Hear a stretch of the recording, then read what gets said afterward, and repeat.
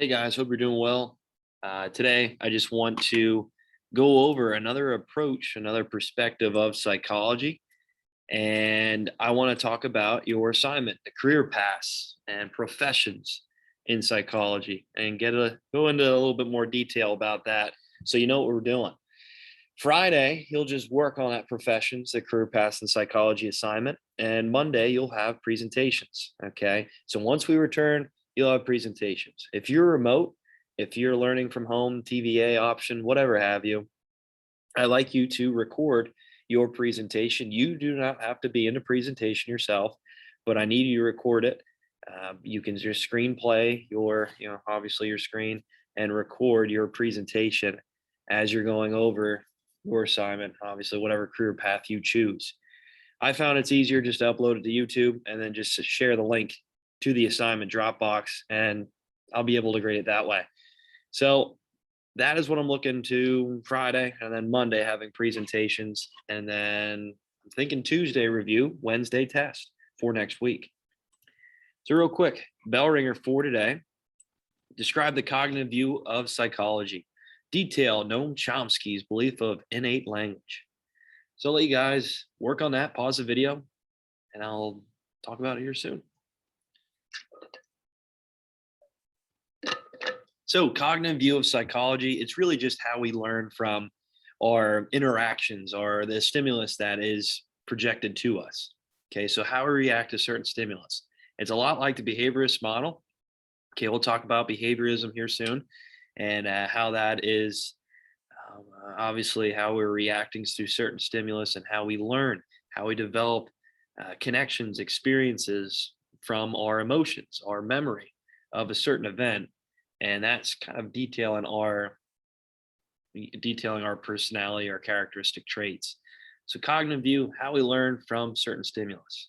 So Noam Chomsky, okay, this is bringing back to that nature versus nurture aspect in psychology that we talked about right in the beginning of this chapter. So Noam Chomsky, he was a famous psychologist, and he believed that many people, species, humans, right? They all people, all humans, they are born with this innate language ability that it's already pre-wired in their mind.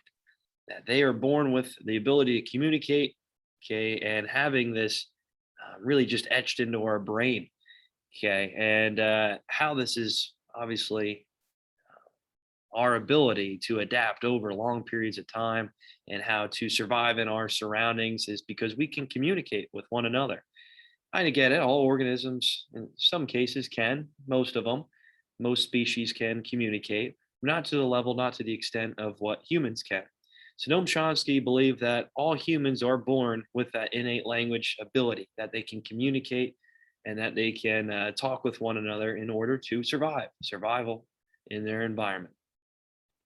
So Chomsky, when asked the question, well, what about people that are born in China or Japan or all across the world that don't speak the same language? Well, culture shapes how we communicate, right? Culture is the way that we obviously speak these different languages and what molds us into what language we will speak. So he just believed that humans are all born with that ability to communicate and have some sort of communication and the ability to talk with one another and to set guidelines, to set what we know these systems are today with education, okay, with government, you name it. All right, so that's Noam Chomsky, his idea of cognitive view of psychology and how we learn through certain experiences, okay, in this case, culture, right, and with our memory or emotions, basing on how we learn in our cognitive development. Okay, so that's a bell ringer for today.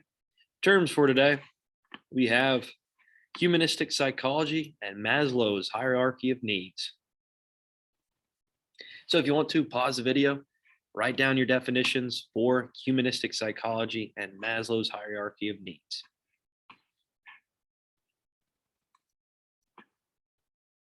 All right, so Maslow's hierarchy of needs. Let's get into this humanistic approach. So the humanistic approach is this viewpoint emphasizes human ability, growth potential, and free will. So much like the psychoanalytic perspective, it emphasizes our mental thoughts and processes as a root of our behavior. So I know we went over Freud and his idea of this unconscious mind and how that drives us to understand our personality, our characteristics, our reactions, you name it. Okay, so consciousness plays a huge role in this humanistic approach. It, however, emphasizes the positive side of human nature and has received a lot of criticism because it is not the most scientific. So, with humanistic psychology, it's this idea where we are constantly trying to grow, right? With our experiences with other people, okay, the positive sides of our livelihood, and with this humanistic approach, it is really just how we build and progress through different stages, almost like Piaget stages. Okay, and I want to go over Maslow's hierarchy of needs here with you. Just let me see where we're at. Okay, I didn't get that far yet. So with Maslow's hierarchy of needs, okay, it really starts off at the lower level. Okay, I'll post a picture here for you guys just so that you kind of understand what I'm getting at. It's almost like the feudal pyramid in a way. Okay. And with Maslow's hierarchy of needs, it always starts off at the bottom level. Okay. It says basic needs that we need in order to really survive. Okay. And that is physiological needs. So, physiological needs is really just food, water, oxygen, right? We all need that in order to survive. Okay. We need this type of physiological needs to really live. Okay. So, these are your basic needs, right? Your basic physiological needs. All right. So, once we have that food, that water, okay, even if you want to include shelter, right, then we branch into safety needs. Okay. So, again, another form of basic needs. The safety needs is really just security. Okay. And it's just really how we are feeling safe at home. And the safety needs are based off of protection, right? So we come home at night, the house, obviously, we go home and we feel safe. We have the ability to move on to that next stage. But first off, we need food, we need water, we need air, physiological needs at the very bottom. Okay. And then moving up to safety needs. We need to feel safe. We need to reach that safety to move up that pyramid even more to the next step. And with safety needs and with physiological needs, that's branched into one section called basic needs. Plain and simple, right? You need those basic needs in order to move up the rings a little bit more. All right, so the next stage after basic needs, we're moving into psychological needs. And one of them is belonging and love. So, love and belonging. That's that next stage right above safety needs. And this is, like I said, psychological needs, right? And with the love and belonging, this is the idea where we have peers, right? Obviously, our parents, our family members that provide us those relationships we need in order to grow. And obviously, making us feel wanted and making us feel loved. Okay. So that is that next ring, starting the psychological needs. So love and belonging. Once we achieve this love and belonging, once we have these family members, these friends, okay, that give us these positive relationships, we then move to another psychological need, which is esteem needs. So, esteem needs is really just feeling accomplished about our own lives. So, with our self esteem, we know whatever keeps us positive, whatever keeps us happy, that's going to achieve even more, which we'll get to next. But this is another branch of that psychological needs. So, self esteem, whatever makes us feel happy. Okay, I know it's a good grade on a test. I know it's maybe achieving something, let's say on the athletic field, football field. Okay, this is something that's really going to benefit us in our esteem, right? Our mindset of knowing that we are productive and that we are accomplishing what we are setting out to do. And for other people, might be, let's say, video games. I don't know. Maybe it's artwork, something that makes us feel happy. All right. And then finally, the last stage is very tippity top of the pyramid is the self actualization. So this is self fulfillment needs. So self actualization is this our ability to reach our full potential. So once we went through the bottom rings of the pyramid, moving all the way up to the top, this is almost like a spiritual need. This is something that we can just kind of relax and look back on our day and say, you know what, I accomplished a lot. I achieved everything I set out to do. And this is maybe something on the creative end that helps us just feel comfortable. So, this is really at the end of the day what we dive into. I know for many of you, it's just maybe watching TikToks late at night, right before you're about to go to bed, once you achieved every need that you wanted to achieve and needed to achieve. Okay. Maybe it's playing video games. Okay. Maybe it is, I don't know, selling, reading, you name it. Okay. It's one of those needs where we need, or it's one of those needs that we feel as if we achieved all of our basic rings in the pyramid. And we know that we obviously feel comfortable with our day and our objectives, our achievements, our accomplishments. And these are the activities that we kind of use to wind down at the end of the night. So again, I'll post a picture just explaining that a little bit more in detail and to help you just kind of see it. I usually write on the board, but I get it's hard to really see it from there and I'd have to hold up my laptop. So I'll post a picture that resembles that really well. So again, starting at the bottom, right? We have physiological needs. That's your water, right? Your air, food, shelter, you name it. And then that is again a basic need. And moving on, another basic need, that second rung of the pyramid. Okay, that second level of the pyramid is safety needs. Okay, so security, feeling safe at night, feeling safe in our environment. Okay, in our own house, right, where we know that we are safe and we won't have to worry about someone breaking in, and we can relax.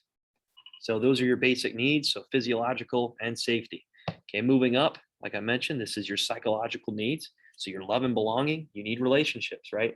You need peers, parents, friends, relatives, right? You need that feeling of love and belonging. So building these positive relationships. Okay, moving up then on that psychological need is esteem needs. So how we feel comfortable with ourselves. Okay, how we know that we achieve and accomplish things for the betterment of our own good, right? So those esteem needs, something that we need to obviously understand, and obviously something that we think in ourselves is valuable. And finally, the last stage, self fulfillment. Okay, that self actualization, that we reached our full potential, that we checked off everything that we set out to do in our daily life and our daily objectives, and we can wind down at the end of the night and just dive into something that really makes us calm, relaxed, and that again is maybe an activity of video games or maybe something of just watching TikToks or reading, you name it. So those are your humanistic needs, Maslow's hierarchy. Okay, make sure you guys remember that. Hope you like the picture of Mr. Rogers in the background, mostly focused on the positive light in our lives. Okay, all right, and I'll save behaviorism for tomorrow. I'll talk about that and kind of finish up these notes so you guys can work on your career paths in psychology. I want you guys to really work on that. Again, September 20th, Monday is when those presentations are due. And real quick, I want to go over that assignment right now so you can start working on it and that you have really a step up. Okay, and that you can obviously work on that. All right, so page 24 and 27, well, 227. I like you guys to research some of these professions in psychology. So as you can see, there's, I believe, 8 of them. So eight career paths that I like you to look at, check out. And then here at the bottom, guys, here at the bottom, I want you to look at, it's just real basic, but I want you to research a career path that interests you. So you, through your research, okay, through reading, through the book, I'd like you to find maybe a career path that's something that you would maybe look into in the field of psychology. And it could be really anything, right? It could be military psychologist, it could be athletic psychologist, right?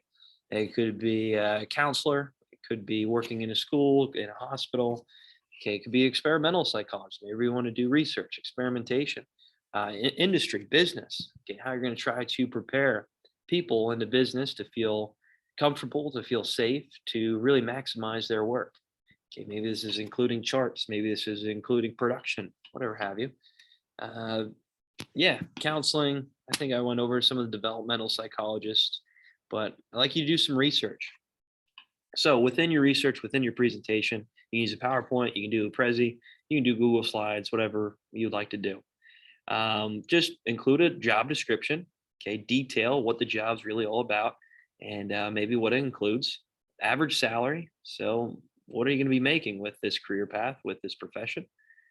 Certifications or degrees that you need. Most of them you need a master's degree, but maybe you just need a certain certification. Offices or job workplaces nearby. So try to find something maybe close. So let's say you want to do counseling, you can work in the school. Okay, you can work in the school district right around here. So you can say Upper Dauphin, you can say other local school districts, or you're going to look down towards Harrisburg to maybe Hack, maybe Penn State Harrisburg, right? Military psychologist, you can say Fort Indian Town Gap. So sports psychologists, you can talk about some of these minor league teams, maybe like the Harrisburg Senators. Maybe you can talk about a college or university like Susquehanna. Okay, that has a lot of sports there. Whatever. All right, and then I like you guys to indicate why you chose this career path. Maybe it's something that you're interested with sports, or maybe it's just benefiting people through counseling. Again, whatever. Interesting facts about the occupation. So, something interesting that you picked up on, that you found interesting, that you thought, you know what, this would be something I could share with the rest of the class, maybe that they would like and enjoy.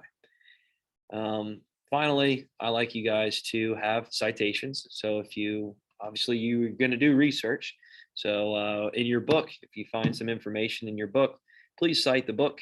Or if you find an online source that you think was useful, that obviously was useful for your career path, please cite that in APA. Again, APA citations, you can find that in the course overview section on my homepage. All right. That should be no issue, no problem. All right, guys, that's all I have for today. Take care. Have a good one. And again, we have those presentations on Monday when we return. For those of you at home, just really, I like you guys to uh, record that video and submit it. I find YouTube being the easiest thing. Just submit the link. All right, guys, take care. See you. Have a good one.